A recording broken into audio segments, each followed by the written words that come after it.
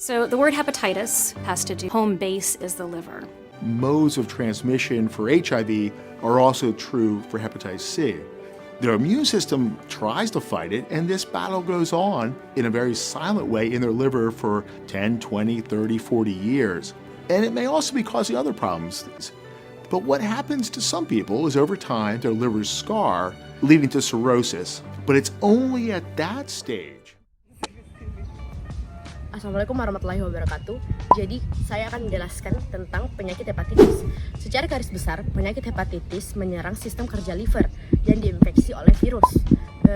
Penyakit hepatitis sendiri terbagi atas 5 jenis, yaitu yang pertama adalah hepatitis A yang diinfeksikan oleh virus hepatitis A atau yang biasa disingkat dengan HAV, dan jenis yang kedua adalah hepatitis B yang diinfeksikan oleh virus hepatitis B atau yang biasa disingkat dengan HPV, dan jenis yang ketiga adalah hepatitis C atau yang diinfeksikan oleh virus hepatitis C sendiri atau yang biasa disingkat dengan HCV, dan yang jenis yang keempat adalah hepatitis D atau yang biasa diinfeksikan oleh virus hepatitis D yang biasa disingkat dengan HDV, dan jenis yang terakhir adalah hepatitis E atau yang diinfeksikan oleh virus hepatitis E yang biasa disebut dengan HIV.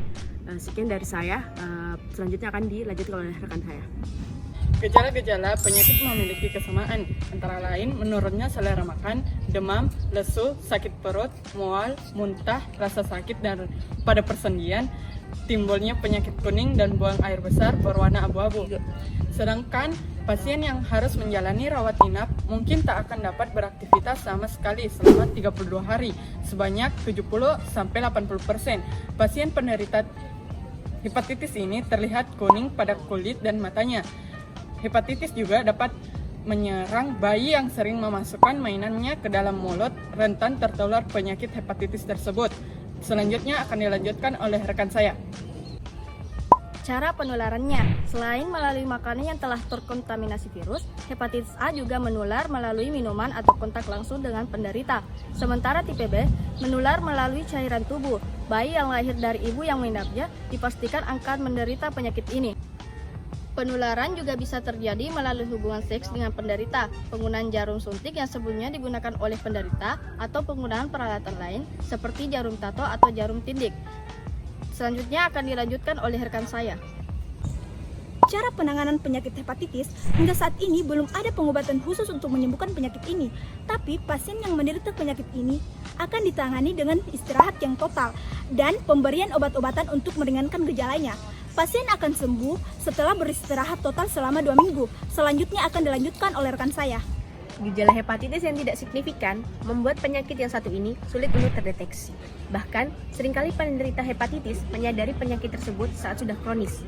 Untuk itu, penting untuk melakukan pemeriksaan hepatitis, terutama bagi orang-orang yang berisiko terkena hepatitis. Siapa saja?